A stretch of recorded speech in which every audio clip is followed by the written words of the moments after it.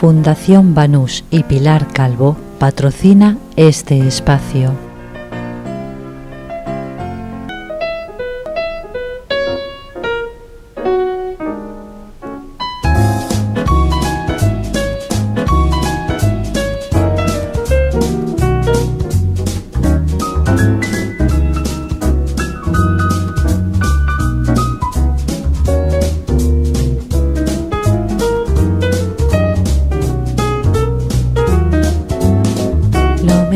De cada casa. Buenas noches, bienvenidos una semana más a lo mejor de cada casa en M95. Yo recuerdo hace 30 o 40 años que cuando se hablaba de adicciones exclusivamente se trataba del alcohol y alguna droga y poco más. Hoy día se habla de adicciones de todo tipo, la última o de las últimas con el móvil, con el teléfono móvil. Pero bueno, nosotros vamos a hablar de una asociación que hay en Marbella desde hace más de 30 años que se llama Arama, que precisamente trata de sacar adelante a personas que tienen algún tipo de adicción. Para hablar de esa realidad palpable y yo diría que muy fructífera que hay en nuestra localidad, contamos con el psicólogo Paco López o Francisco López, que es psicólogo de Arama. Bienvenido, Paco. Bien, gracias por invitarme, Paco. Decía yo que antes hablaba de adicciones, decía uno, bueno, es que es alcohólico, como se decía, es alcohólico. Sí. Alcohólico anónimo, se hablaba en aquel entonces. Ese concepto ha cambiado, ¿no? Totalmente. Ese concepto significa que, desgraciadamente, muchas personas siguen teniendo el alcoholismo de una forma muy peyorativa, muy de vicio. Es decir, el alcohólico es el que está tirado en la calle, el que ha perdido todo contacto, digamos, con la sociedad prácticamente, ha perdido la familia, ha perdido los amigos, está tirado en la calle y el que diariamente pues llega a estados de ebriedad, está borracho todo el día. Pero eso es falso, nada más lejos de la realidad. Ese es un tipo de alcohólico, pero hay otros tipos que podemos hablar ahora mismo, que son el alcohólico compulsivo, que es el alcohólico que puede pecarse 3-4 días sin consumir alcohol. Se asimila mucho al alcohólico de fin de semana, es decir, cuenta los días hasta que llega el fin de semana y el fin de semana los consumos son elevados, muy elevados, ¿no? Y luego hay un tercer tipo, que sería, la catalogación creo que le hicieron, que en la que yo me quedo, es alcohólico invisible. El alcohólico invisible es aquel que mantiene una constante de alcohol en sangre desde por la mañana, es decir, empieza desayunando un carajillo, una copa de coñac. Al mediodía, a la hora del bocadillo, se lo bebe con una lata de medio litro de cerveza, a la hora del almuerzo come con tinto con casera, remata con el postre de un cubata, o un gin tonic y demás, y cuando termina la tarde, pues como hora de relax y demás, también bebe alguna bebida más. Entonces no llega a la ebriedad en ningún momento, pero incluso parece que cumple con sus cuestiones laborales, con sus cuestiones sociales y demás, pero nada más lejos de la realidad. Te pongo un apunte, Paco. Normalmente cuando muchos de estos pacientes se ponen en rehabilitación y dentro de lo que es el tratamiento se le habla del rendimiento laboral que tienen cuando están en rehabilitación, ni se le acerca. Hablamos incluso de un 25% del rendimiento que tenían cuando estaban en activo, es decir, cuando estaban consumiendo de estas características. Y incluso hablamos de dependencia del alcohol. Un ejemplo de Gabriel Rubio, el último libro que él escribió, ¿vale?, que se llama El laberinto de cristal.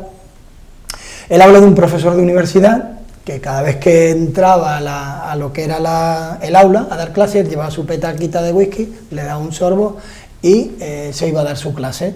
Nunca llegó a, como se dice vulgarmente, a 4 patas, ni llegó a estados de ebriedad y demás, pero la pregunta, ¿tenía un problema? Claro, ¿era dependiente del alcohol? Dependía del alcohol.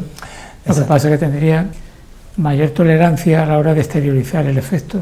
Sí, bueno, en este caso hablamos de una persona con dependencia del alcohol, pero no llega a no llega a un estado de ebriedad. Paco, decía yo al comienzo que la asociación Arama tiene más de 30 años, ¿no? 32 años me parece, 37 creo que hicimos la tarta que nos comimos el otro en la semana pasada. ¿Por qué surgió? Arama surge inicialmente un grupo de personas con problemas de dependencia del alcohol, empiezan a reunirse, empiezan a ver Es la misma dinámica que cuando comenzó Alcohólicos Anónimos, es decir, personas que empiezan a reunirse y ven que hablando y contando sus problemas, lo que le llegan al consumo y demás, y descargando sus aspectos psicológicos, ven que les ayuda a la abstinencia, es decir, se pueden mantener abstinentes mucho más tiempo, incluso días completos y demás. Es decir, entonces, a partir de ahí empieza a venir más gente, se empieza a formar una junta directiva y demás, y se crea lo que es Arama. Me parece que hace 37 años, si no me equivoco, era la tarta que nos comimos, si no mal no recuerdo, ¿vale? Entonces, Carlos, bueno, de esto Carlos, el presidente, sabe más que yo, quien la inauguró y todo lo demás, pero la dinámica es la misma prácticamente que Alcohólicos Anónimos. Un grupo de personas, un grupo de pacientes, de alcohólicos que empiezan a reunirse y ven que de esa manera se mantienen abstinentes, ¿vale? Y van mejorando su vida, la de sus familiares, porque el sufrimiento a lo largo de todo el proceso, el familiar es tremendo también. Entonces, pues luego se va avanzando, se va creando una junta directiva, se crea la asociación y se hace ya abiertamente. Paco, una persona que tiene algún tipo de adicción, no solamente alcohol, cualquier otro tipo de adicción, termina siendo un enfermo, es una persona que tiene una enfermedad. Generalmente cualquier persona tiene una enfermedad determinada del estómago, del corazón y tal, y lo dice abiertamente, no hay ningún tipo de estigma social. Eso es. En el tema de las adicciones, ¿sigue habiendo un estigma social que hace que uno se retraiga? Eso sí, desgraciadamente sí que sigue habiéndolo. Yo aquí querría matizar, que lo hago mucho incluso en las terapias, es la diferencia entre una enfermedad física, como lo que hemos estado hablando, problemas de estómago, cáncer, muchos tipos de enfermedades que son físicas y demás, y una enfermedad mental, porque el alcoholismo o la adicción en general es una enfermedad, pero de tránsito mental, es decir, tiene que tener un tratamiento como de salud mental en este caso, ¿vale? Luego evidentemente arrastra también en muchos casos, y en el caso del alcoholismo, de la cocaína o de los porros y demás, pues arrastra también problemas médicos, pero digamos que son comórbidos, son algo adicional. Pero sí que existe el estigma muchas veces la persona, y en Arama son bastante valientes, mi gente, como digo yo siempre, de Arama, y lo hacen abiertamente, muchos lo hacen abiertamente, y yo siempre les hago las preguntas. Aquí sois libres de comentarlo, de si estáis acudiendo o de si tenéis un problema con una adicción y que estáis en rehabilitación, ¿vale? Lo podéis hacer abiertamente o podéis elegir. Para mi forma profesional de ver este asunto, yo les aconsejaría siempre que eligieran, sobre todo al principio, eligieran a quién decirle que están acudiendo a una asociación, que tienen este problema de salud mental y que se han puesto en rehabilitación, porque no todo el mundo lo comprende, no todo el mundo lo entiende, y muchas veces, pues al hacerlo abiertamente, muchas veces hay personas que lo minimizan, es decir, que no ven ningún problema. ¿Tú qué problema vas a tener por tomarte X cervezas o X cosas? Pero tú no ves la otra parte que los problemas que yo tengo en casa. Una persona que ha caído en una adicción, ¿cuál es el punto de arranque para iniciarse una rehabilitación? ¿Qué es lo que tiene que ocurrir para que digamos, bueno, estamos en el comienzo del cambio? Exactamente. Bueno, aquí hablamos de un elemento que es el tocar fondo, que hablan muchos profesionales y muchos enfermos, ¿no? El tocar fondo, de ver que ya más abajo ya no hay nada. O sea, has perdido familia, no sé, has tenido detenciones por consumir ebrio,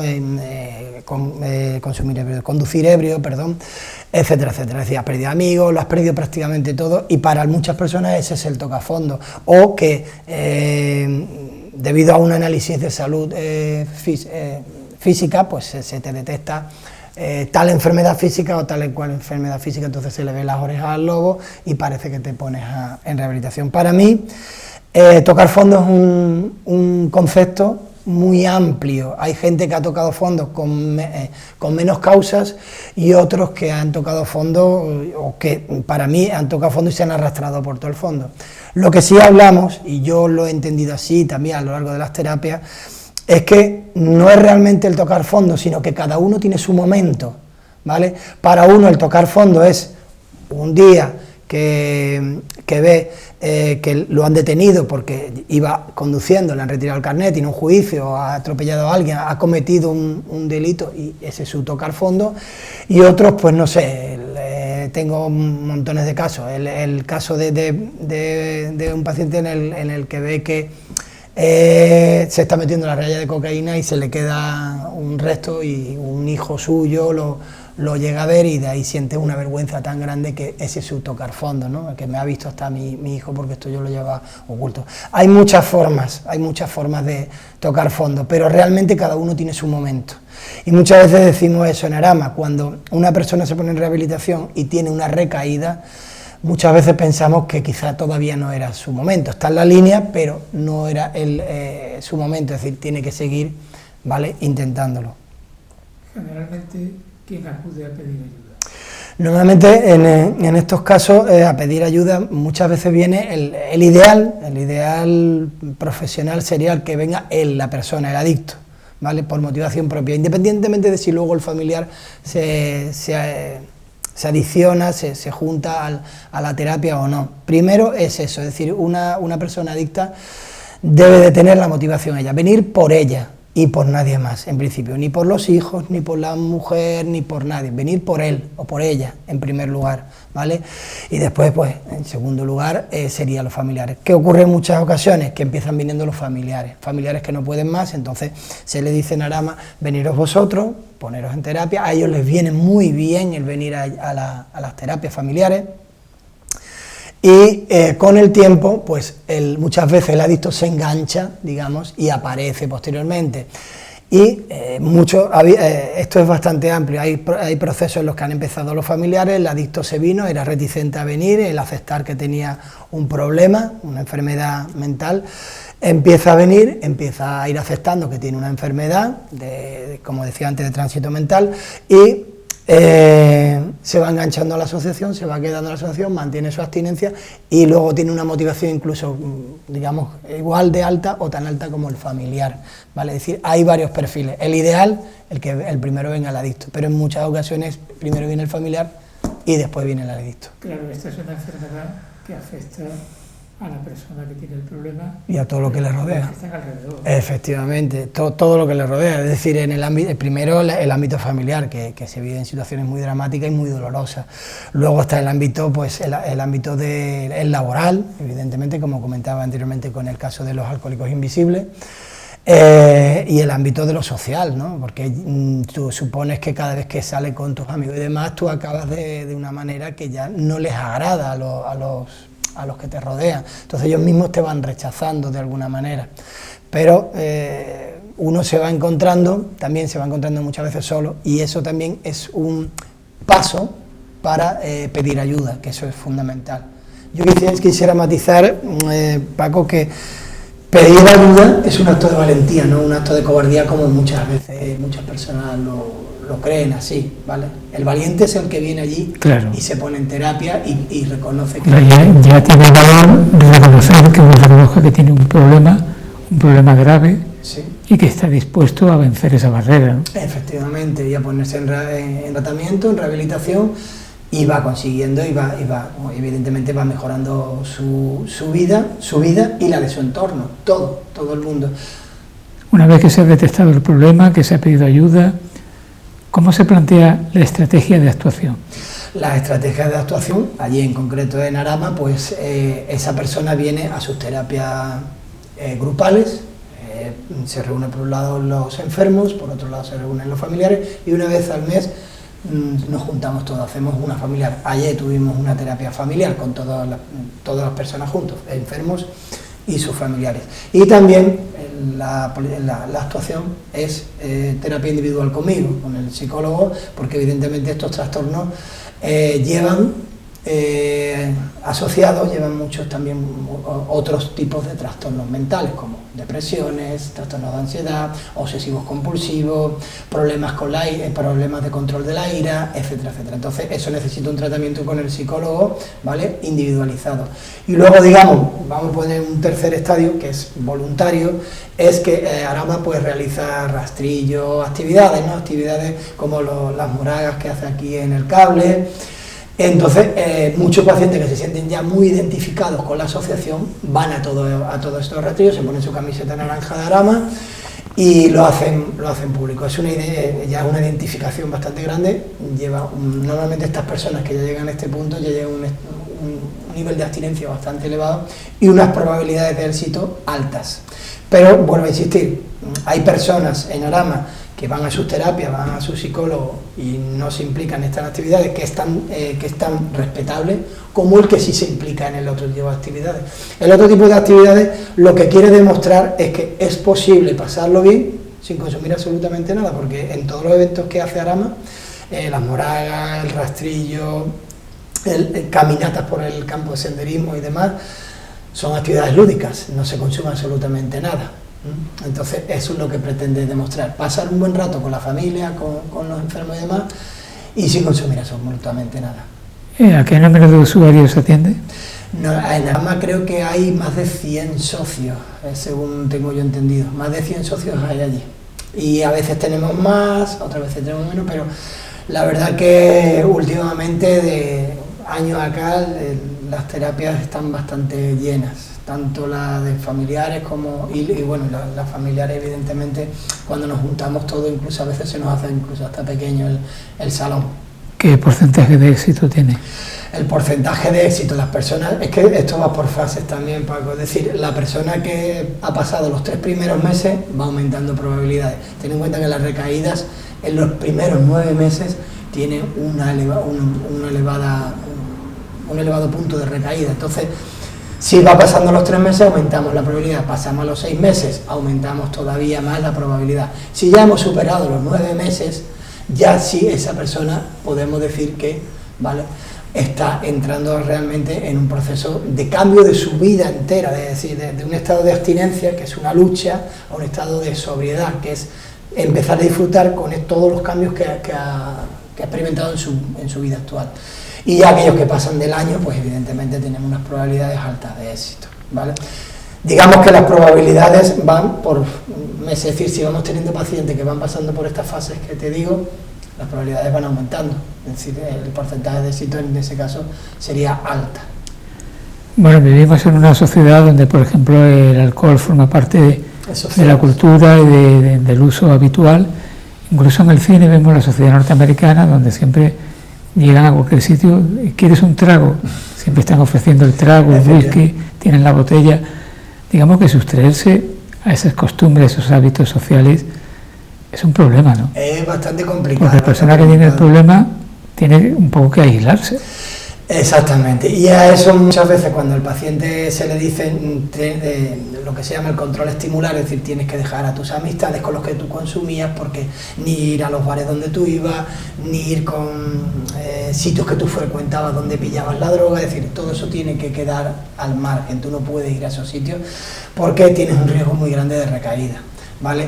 Evidentemente, como el programa que luego hablaremos, que hemos llevado a cabo en Arama para prevención para padres y profesionales, lo que yo he querido dar a entender a todo el mundo, tanto padres como profesionales, que todo suma, lo que tú dices, es decir, el hecho de que un chaval o cualquier persona vea eso en las películas digamos que es como una coartada perfecta para que yo consuma. Si lo hacen hasta en las películas, si lo hacen en los anuncios, ponen la bonanza de las bebidas alcohólicas, es que debe de ser así, ¿vale? En ningún anuncio nos ponen el lado contrario. Todo eso suma, ¿vale?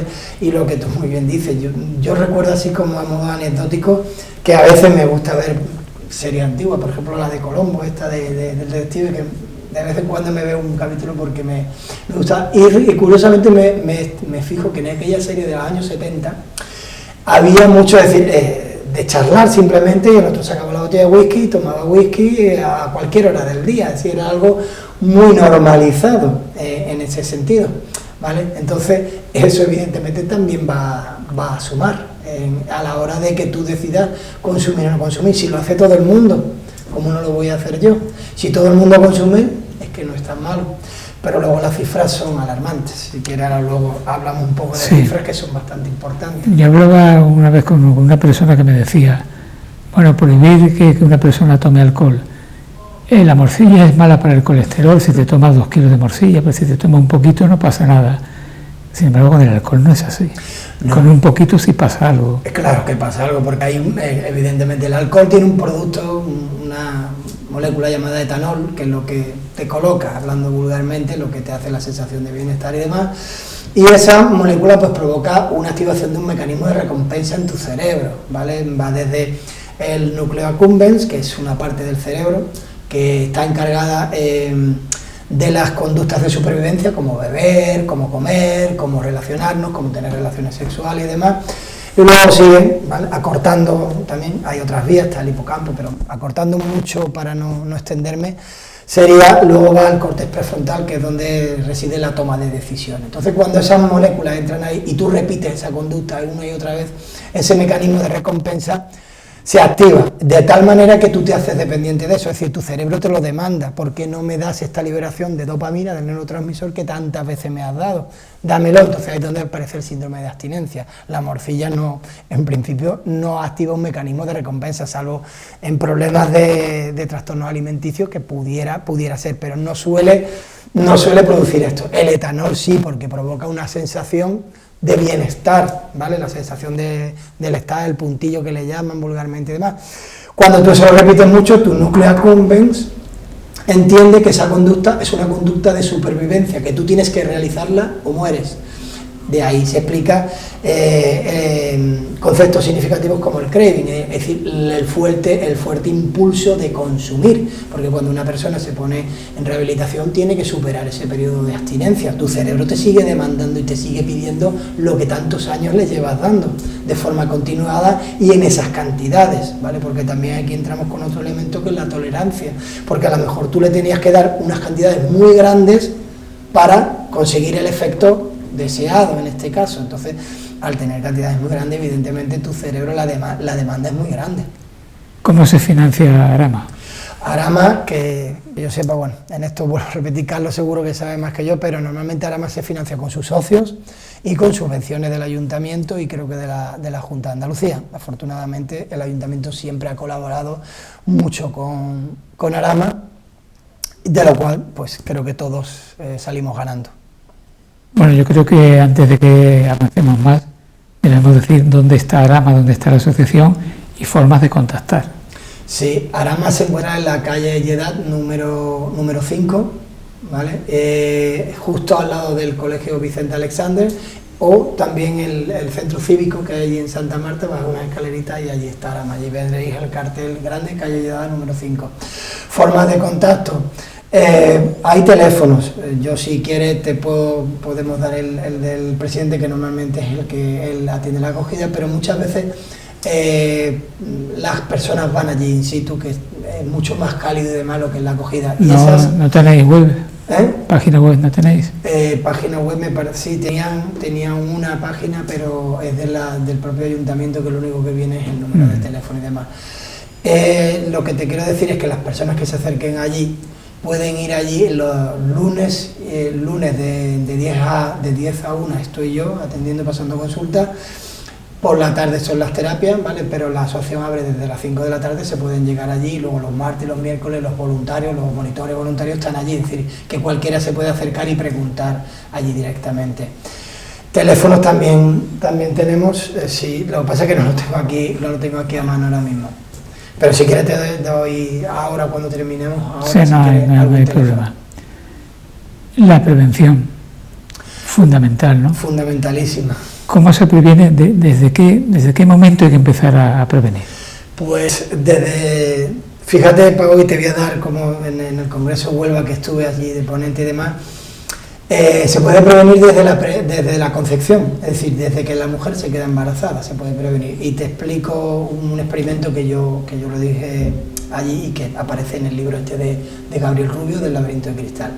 Resulta que no son inocuas las cantidades de alcohol que una mujer embarazada puede, y de otras sustancias, pero no son inocuas ni el alcohol ni otra sustancia, pero en este caso era sobre el alcohol el estudio. Entonces, aquellas mujeres que habían tomado alguna copa, comiendo, digamos en ámbitos sociales, ¿no?, que es lo que nosotros tenemos como normal, entre comillas, lo de normal, ¿no?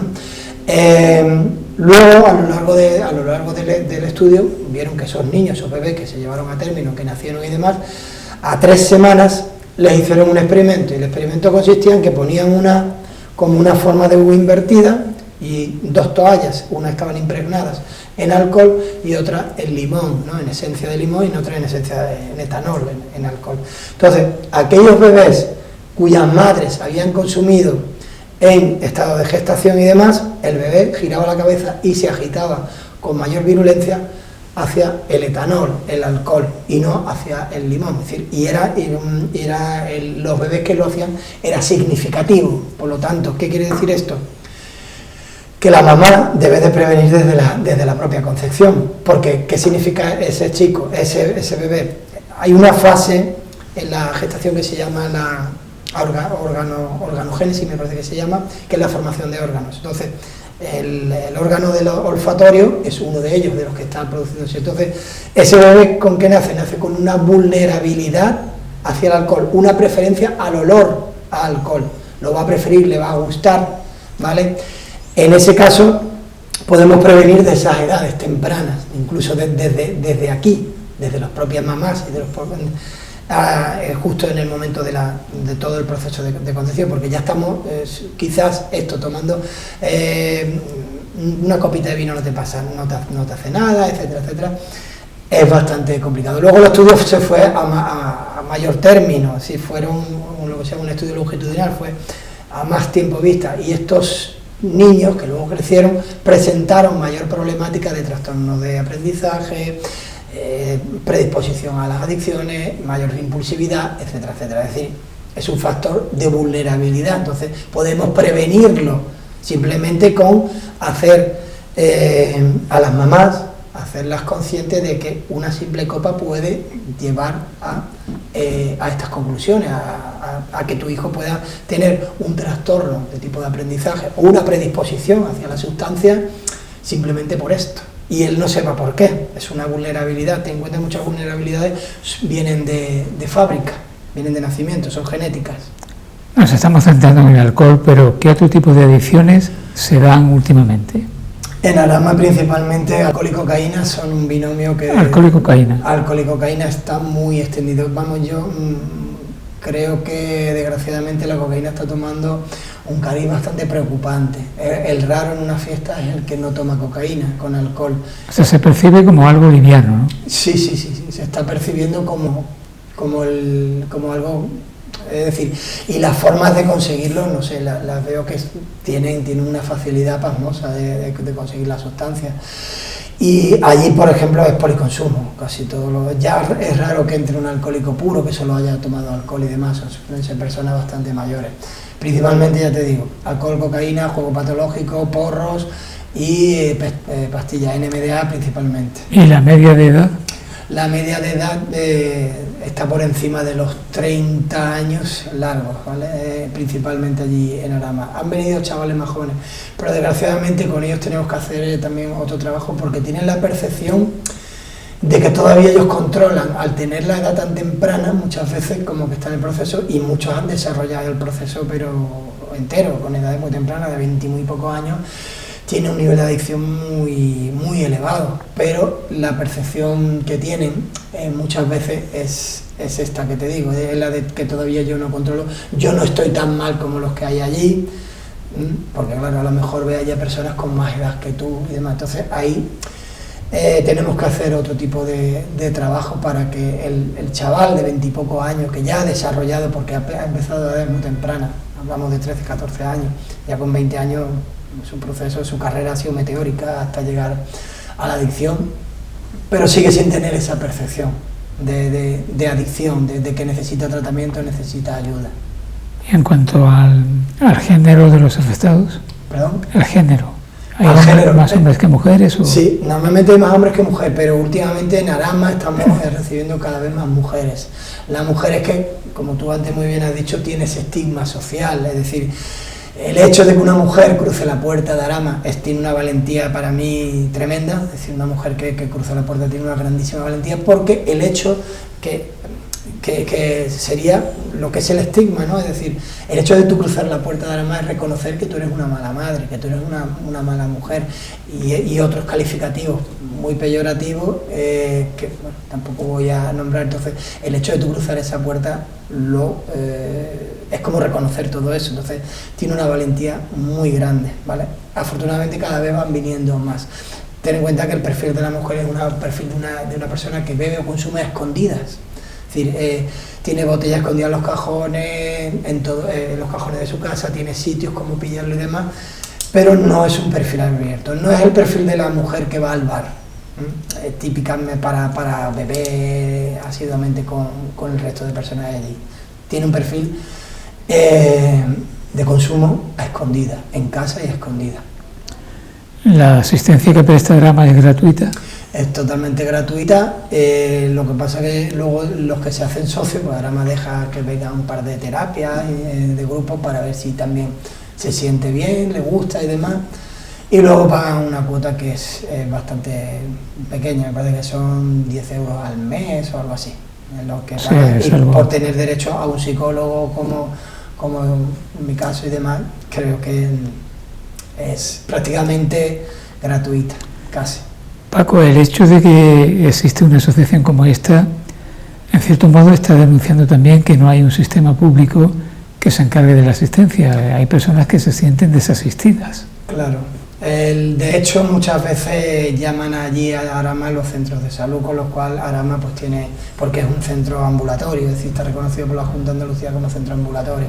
Entonces llaman de los centros de salud y demás cuando pacientes, pues claro, cuando tú tienes un problema de esto, muchas veces no acudes a una asociación, sino acudes a tu médico de cabecera. Mira, me pasa esto, bebo, no puedo controlarlo, digo que no lo voy a hacer y acabo haciéndolo, o tengo estos problemas con la cocaína o con el juego patológico, etcétera, etcétera.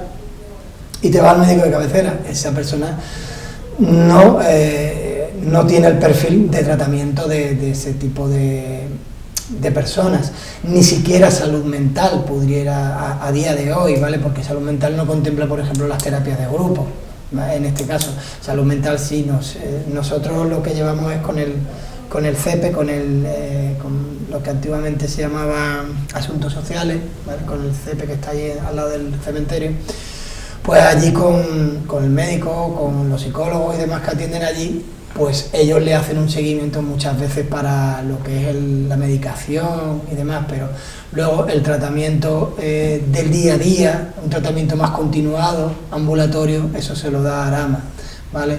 No se lo puede dar a día de hoy la salud pública, es decir, no conozco ningún organismo que haga terapias continuadas que sea público.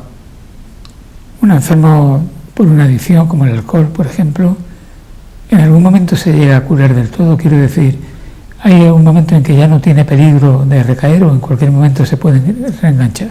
Esto es muy duro y difícil de decirle que esta enfermedad ya la vas a llevar para toda tu vida, porque el mecanismo de recompensa de tu cerebro... Bueno, hay muchas enfermedades crónicas que las llevamos toda la vida, ¿no? Pero Paco, las reconocemos y aprendemos a vivir con ella, y de eso se trata en la adicción, ¿no? De aprender a vivir con ella.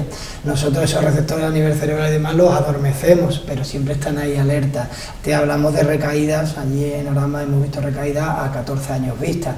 Normalmente, como te decía, normalmente las personas que han pasado ese primer año y demás de abstinencia tienen una menor probabilidad, pero fíjate tú que incluso van pasando los años y hay personas que no se atreven todavía a ir a los bares donde ellos consumían o a los sitios de consumo, porque todavía hay algo, hay como un clic que le puede saltar y a los que ellos mismos no se fían ni de ellos mismos, ¿vale? Entonces es una enfermedad crónica y que puede saltar en cualquier momento, hay que estar siempre alerta también. Evidentemente hay personas que van pasando años y se van alejando de lo que es la terapia. Yo en este sentido lo respeto, pero creo que deberían de plantearse más de uno lo que se llama terapia de seguimiento, es decir, venirte una vez cada 3 meses o algo para recordar de dónde vienes, ¿vale? Y lo que has hecho en tu vida y ver también, es decir, recordarte de alguna manera, no desengancharte 100%. Bueno, y además puede ser un testimonio para personas que están en rehabilitación, ¿no? Totalmente, cierto, exactamente también. Bueno, recientemente habéis desarrollado un programa socioeducativo Sí. que ha resultado muy positivo, ¿no? Sí, ha sido muy positivo. La verdad que sí, era un programa que llevábamos tiempo persiguiendo y esperamos poder reeditarlo el año que viene, etcétera. Es un programa que surge la idea de Arama y de la FAR, la Federación de Alcohólicos Andaluces Rehabilitados, y ha sido subvencionada por el excelentísimo Ayuntamiento de Marbella, lo cual pues a mí me congratula mucho que siempre podamos contar con el Ayuntamiento para esto. Un programa que han participado 41 familias, ¿vale? 41 personas con una media de 2 hijos, es decir, al final del programa, que era para padres, ¿vale? Era una adquisición de habilidades parentales en prevención de adicciones. Entonces, ha habido padres, abuelos, profesionales del ámbito de la salud, profesionales del ámbito educativo. Todos estos perfiles se han dado en un programa online, ¿vale?, de 9 sesiones, y ha tenido una repercusión de unas ciento y pico personas, porque están los familiares y los profesionales que también se iban apuntando al programa, que era gratuito gracias a la subvención del ayuntamiento. Eran padres también de otros hijos, pero que tenían relación con estos ámbitos que te he dicho, el educativo y el sanitario principalmente. Ha sido muy positivo. La encuesta final que yo he hecho también ahí sobre el programa, la puntuación que han dado la mayoría de padres ha sido de excelente, es decir, de si lo recomendarían, por ejemplo, de una de las preguntas que hemos hecho, el 100% lo han dicho que sí, que lo recomendaría. Además, han hablado de la posibilidad de que lo extendiéramos a un programa de este tipo, que pudiera ser semipresencial, algunas sesiones en Arama y otras sesiones online con los chavales, ¿vale?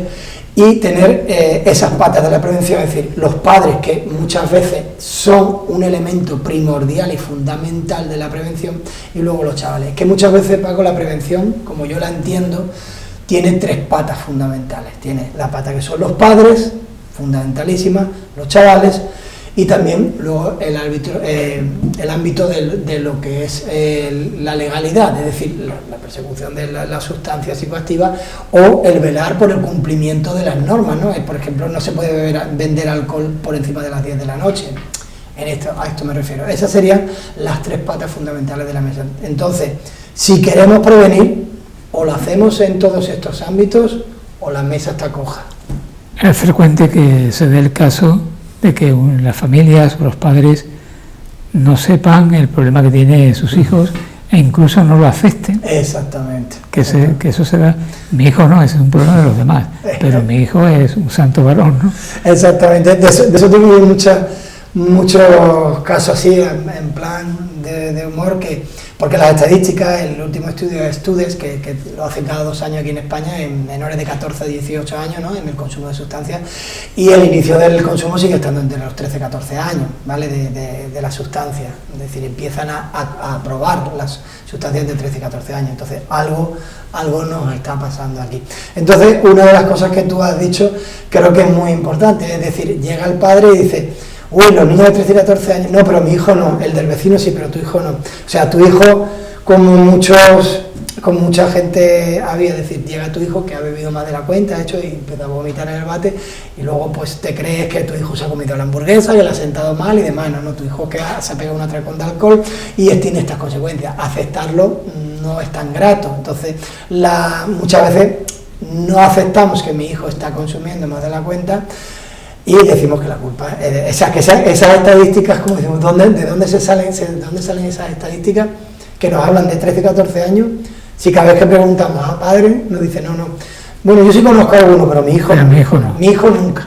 Bueno, hoy día que se percibe o se difunde a las redes sociales como la fuente de todos los males, ¿qué papel juegan las redes sociales hoy día en las adicciones? Las redes sociales, pues algo muy importante, Paco. Fíjate que ahora mismo el hecho de que salga un youtuber, no sé cómo le llaman a esto, un influencer o de estos que le llaman ahora, y que salga haciendo apología del consumo de cualquier sustancia. O otra cosa que también está ocurriendo, por ejemplo en la zona de la línea y demás, que es la cuestión de la romantización, digámoslo así, de los narcotraficantes, es decir, que llevan vidas opulentas. Como héroes. Entonces yo quiero parecerme a esa persona. Ya hablamos aquí de una cuestión psicológica que se llama el efecto Pigmalión, que es decir, el menor, que son bastante moldeables a edades adolescentes, quiere parecerse a ese que hay ahí, ¿vale? A ese que está haciendo apología de esa sustancia y demás. Fíjate lo que te digo, que en algunas charlas lo he dicho. Había una sustancia de esta jarabe para la toseína que tenía. Entonces, te hablo de este ejemplo. Era un rapero, empezó con raperos que salían en sus vídeos tomando como una bebida que era color púrpura, ¿vale? Color así morada, púrpura y demás. Entonces, los chicos que les gustaba esa música querían saber qué era eso que estaba bebiendo. Y lo que estaba bebiendo era una mezcla de esta bebida que hay, Sprite o Seven Up, mezclado con grandes cantidades de toseína, ¿no? Provoca un efecto como relajante, muy acentuado si lo tomas a grandes dosis. De hecho, la toseína se tuvo que retirar del mercado sin receta.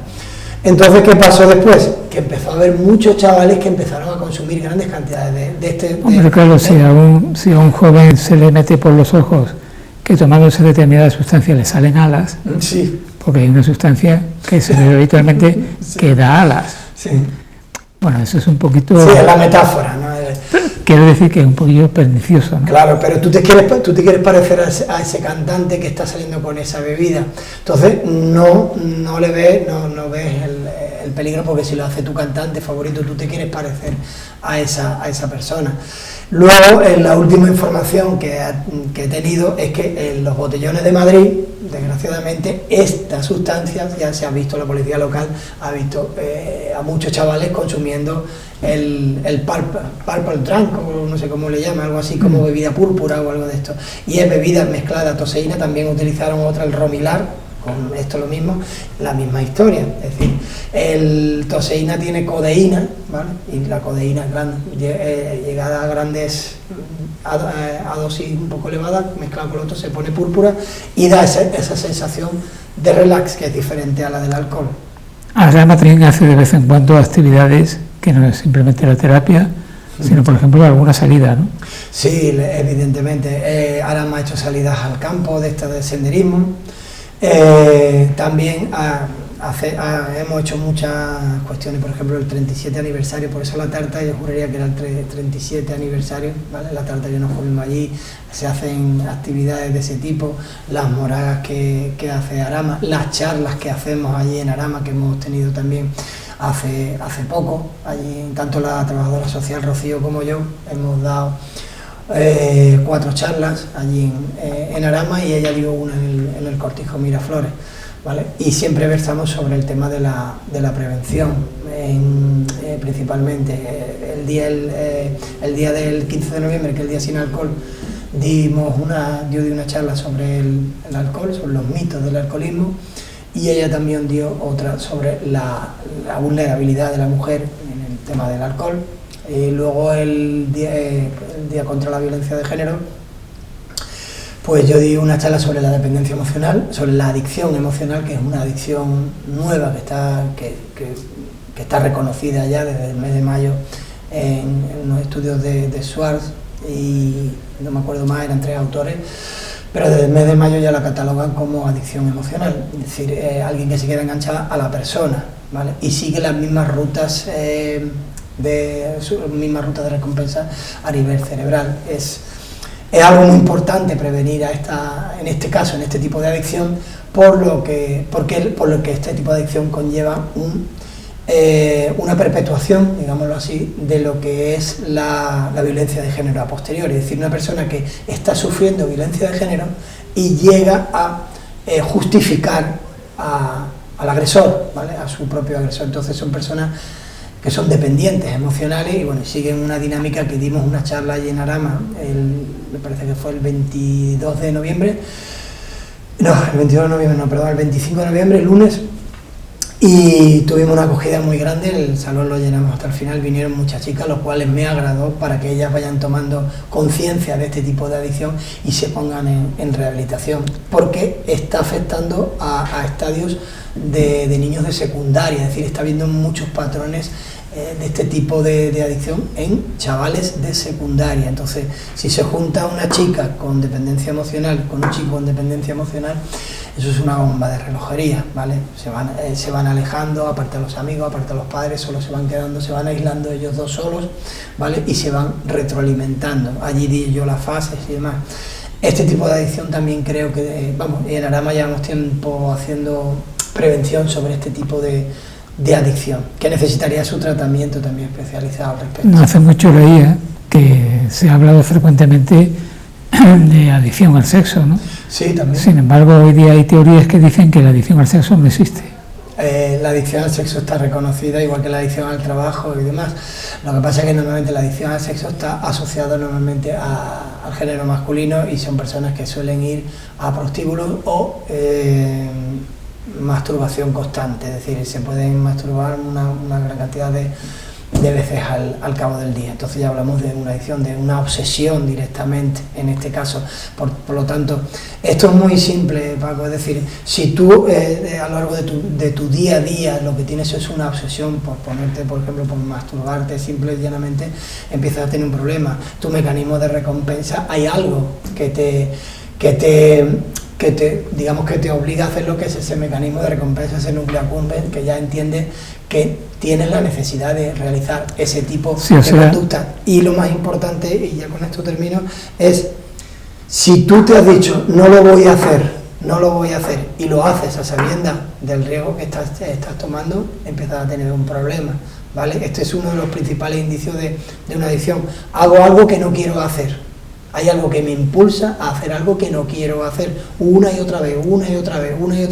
Me hago las promesas por la mañana y al mediodía ya se han disipado. Claro, en el momento en que el no cumplir con el deseo que tienes, dado, sea lo que sea, no te permite... Es la ejecución de la conducta, es lo que te genera a ti, claro, esa no te permite desarrollar tu vida normal. Es que depende ya de otro factor externo que controla tu vida, ¿no? Exactamente. Y eso pasa para todas las sustancias. Y con las adicciones comportamentales, como las que me estás ahora hablando. Lo que pasa es que en muchas ocasiones estas adicciones comportamentales se juntan con adicciones a sustancias. Hay personas y profesionales que quieren ver que las únicas adicciones que existen son adicciones a sustancias. Pero las adicciones comportamentales también están ahí, y si se activan los mismos mecanismos de recompensa y lo que estamos diciendo, se produce el craving, es decir, el impulso de querer ejecutar la conducta, y en el momento que ejecutas la conducta, tú ya te relajas en ese momento porque ya has ejecutado la conducta, has hecho lo que creías o tenías que hacer, o ese impulso, ese craving, que obedece, ya digo, a factores de mecanismos de tu propio cerebro, que eso ya ha sido modificado, ¿vale? Ha sido modificado a base de repetir la conducta, porque cuando tú repites una conducta que es placentera para ti, la repites una y otra vez, vas buscando el placer. Pero ¿qué ocurre en este caso? Si la primera vez te ha sido placentera, la siguiente vez a lo mejor lo ejecutas 2 veces o 3 veces. Cada vez, esto se llama tolerancia, cada vez necesitas ejecutar la conducta más veces para obtener el mismo placer que tú obtenías al principio, y ese placer se mide también en cantidad de dopamina, serotonina y otros neurotransmisores, pero principalmente dopamina, que se libera en tu cerebro y te crea esa sensación de bienestar, de placer. ¿Vale? Entonces, claro, cuando tú vas teniendo eso, ya de 1 lo haces 2, 3, 4, 5, hasta que todo tu día, estás todo el día pensando en estoy premeditando cómo voy a hacer esta conducta, cuándo la voy a hacer y demás, tú ya tienes un problema, porque tú ya tu atención, el foco de tu atención está casi en un porcentaje elevadísimo para esa conducta en concreto. Te pregunto como psicólogo, un debate que hay en la sociedad actualmente sobre a qué edad un niño debe tener un teléfono móvil, bajo tu punto de vista. Desde mi punto de vista debería de tenerlo a edades bastante elevadas, en adolescencia, y con control parental, ¿vale? Que el padre tuviera cierto control parental, porque los chavales muchas veces tampoco tienen el peligro. Entre otras cosas, también hablamos, Paco, También ahí sí pediría también a los docentes, porque también me dedico al ámbito docente, entonces el chico que no tiene móvil, no tiene el Classroom y todas estas cosas, y luego te viene el chico con el que tiene las tareas en el Classroom y demás, y de alguna manera también le estamos obligando a que tenga un teléfono móvil. Lo podría tener para estas cosas, pero yo hablaría, por eso los padres para mí es fundamental en ese control parental. Es decir, tú puedes dejar lo que se llama vulgarmente capado todas las aplicaciones, solo puedes recibir llamadas o otras llamadas o algunas aplicaciones que tú tienes. Incluso se puede en ese control parental poner un tiempo predeterminado para jugar, por ejemplo, para que tú establezcas un control de tiempo en el juego de tu hijo, que puede ser una actividad lúdica. En este caso, el jugar no es en sí adictivo, ¿vale? Hay juegos que sí generan más adicción, pero hay otros que son y que tienen un carácter incluso pedagógico, ¿vale? Y que son útiles a la hora de aplicar en docencia, por ejemplo, ¿vale? Tienen su aplicación. Hay otros que sí son muy adictivos también, entonces los padres deben de tener ese control. Yo a edades sería cuanto más tarde mejor, sería la respuesta, y si puede ser con control parental, mejor todavía.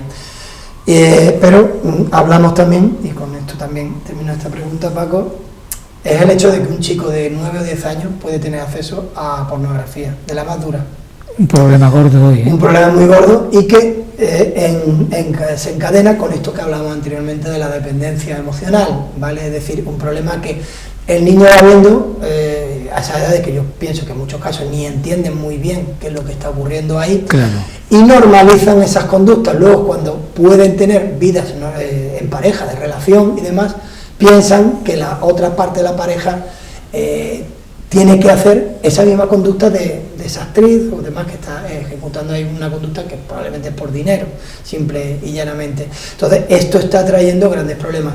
Y hay una relación directa, que eso ya yo cuando empezó todo esto esperaba estudios, y ya sí el colegio, por lo menos lo que yo pude leer a través de Infocop, del Colegio de Psicólogos nuestro, una revista que nos mandan, había un estudio que relacionaba de forma directa el acceso temprano al porno y agresiones sexuales a edades adolescentes y jóvenes adultos, ¿vale? Entonces, prevenir en este ámbito, creo que ahora la Junta de Andalucía he visto algunas cuestiones del tema de la pornografía, pero es que se nos está yendo un poco de las manos. Pero vuelvo a insistir, los padres somos muy responsables de esto. Nosotros somos los que muchas veces tenemos que prevenir, con lo que estoy diciendo anteriormente. El acceso al móvil sí, pero con lo que yo quiera que tú accedas. Preocúpate en hacer un control parental, que es que los móviles tienen auténticas virguerías en ese sentido para establecer controles parentales. Y tengo padres de chavales que llevo que han ejecutado un control parental exquisito en este caso. Por lo tanto, a ver los highlights, hay que querer hacerlo, ¿vale? Y preocuparnos de eso, que no es el móvil no es inocuo, en este caso. Bueno, ya que estamos hablando públicamente, que nos escuchan y nos ven, no sabemos cuántas personas, pero seguro que bastante, ¿qué necesidades tiene Arama?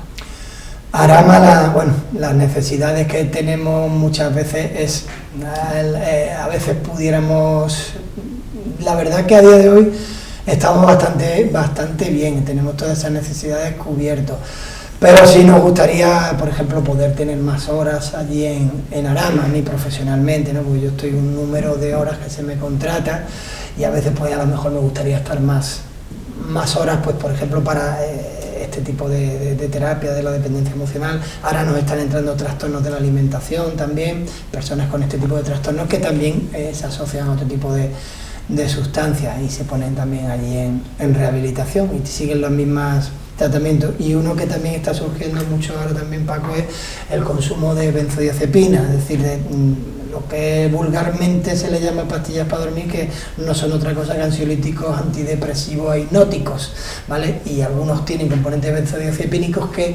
normalmente tienen un poder adictivo grande, ¿vale? En este caso, entonces, la deshabituación del fármaco debería de seguir unas pautas. Y además ahí ha debido surgir un mercado negro, porque ese tipo de medicinas no se dan sin receta. Exactamente. Y fíjate tú que lo último que ha habido es una sustancia que se le llaman la droga de los pobres, se llama el Carcubi, que es una mezcla de este tipo de sustancias mezcladas con otras cosas que las mezclan ellos, y es muy barata, muy barata, y está llegando a los chicos. Se llama Carcubi, la llaman la droga de los pobres, la llaman. ¿Qué actividades o programas tenéis para este próximo año? Actividades o programas, pues para el próximo año, ahora en enero nos reuniremos Rocío, yo y la Junta Directiva, pero la idea que tenemos es la de llevar otra vez a cabo el programa de prevención en habilidades parentales para padres, el mismo formato online que habíamos dicho, que nos gustaría ir a los centros educativos y demás y ofertarlo tanto para los profesionales como para los padres a través de las AMPA o de los centros directivos de los centros, centros de salud también, por lo que comentaba al principio. ¿Desde qué edad podemos prevenir? Pues fíjate tú que podemos prevenir incluso desde agentes que estuvieran en estado de gestación, simple y llanamente conociendo estas medidas, y que luego adquirieran herramientas para edades posteriores, porque el programa que nosotros hemos hecho contemplaba una primera parte infantil y otra parte adolescente, es decir, cómo como padres vamos cultivando el arbolito desde edades muy tempranas, desde el niño pequeñito, ¿vale? En el control de la tolerancia, en la autoestima, en muchos elementos que hemos dado, en la forma de comunicación, etcétera, etcétera. Pero el programa está plagado de herramientas de todo tipo, cómo se da todas esas herramientas al principio y cómo se trata a los chavales ya en edades adolescentes. Ese sería el primero. Queremos ampliarlo también a un programa para los chavales, ¿vale? Es decir, que pudiéramos tener una sesión al mes con los chavales, lo que es prevención, en tres ámbitos importantes para mí. No solo que también lo haremos, el hecho de luego contar testimonios de un enfermo adicto, pero simplemente trabajar en gestión emocional, en toma de decisiones y en habilidades sociales, principalmente en el ámbito de los chavales. Es decir, que ellos también aprendan a decir no, que muchas veces muchos de ellos acceden a la sustancia a través de problemas de habilidades sociales que tienen, que son tímidos, les cuesta relacionarse, etcétera, etcétera. Entonces no adquiere esas habilidades sociales, aprende que tomándose una copa ya pueden relacionarse bien, pueden entablar conversación, entrarle a la chica que les gusta o al chico que les gusta, etcétera, etcétera.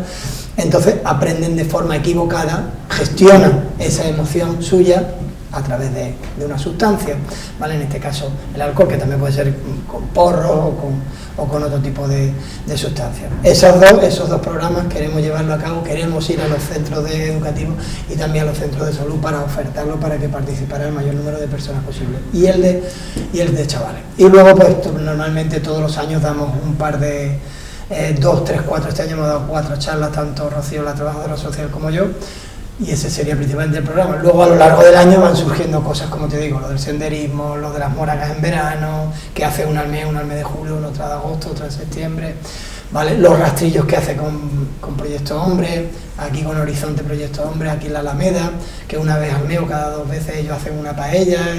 Justamente eso te iba a resaltar, que colaboráis con otro tipo de asociaciones que se dedican prácticamente, bueno, a intentar sacar a personas de adicciones también. Exactamente, ¿no? Sí, exactamente, con Horizonte Proyecto Hombre, con ellos siempre llevan los rastrillos, y luego con las otras asociaciones, cada vez que nos piden la participación, allá que Arama se presta y va en su presencia, no sé, por nombrarte Sanpedreña, tenemos muy buen feeling con Sanpedreña, o con Gácar, que es la otra que conozco de aquí de Marbella, y evidentemente con Horizonte Proyecto Hombre, que a través de los rastrillos pues participan ofreciendo siempre como una barra que montan sin sustancias, sin alcohol, ¿vale? Y una paella que oferta y montadito y cosas de estas, ¿vale? Es decir, también la colaboración es directa. Y cada vez que asociaciones que forman parte de la federación, tanto a nivel de Antequera, de Ronda y demás, que se pide la participación, Arama está allí también presente.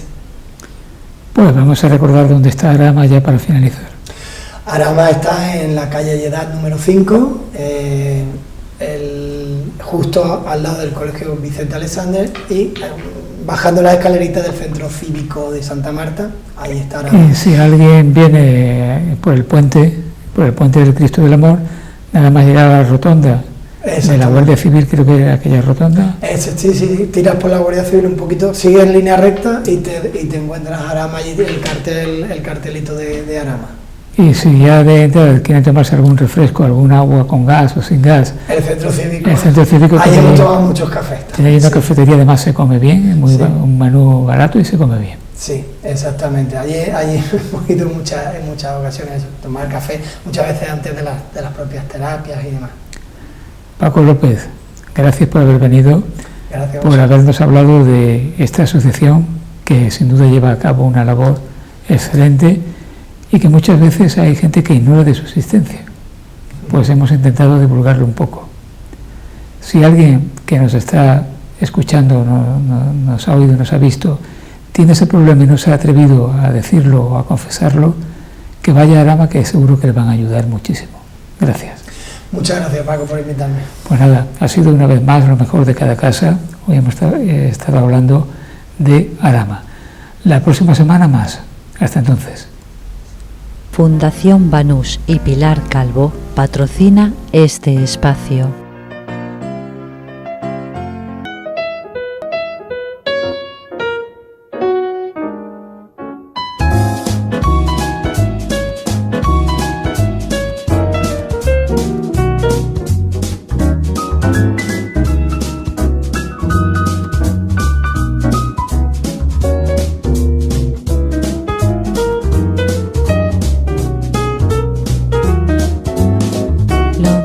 De cada casa.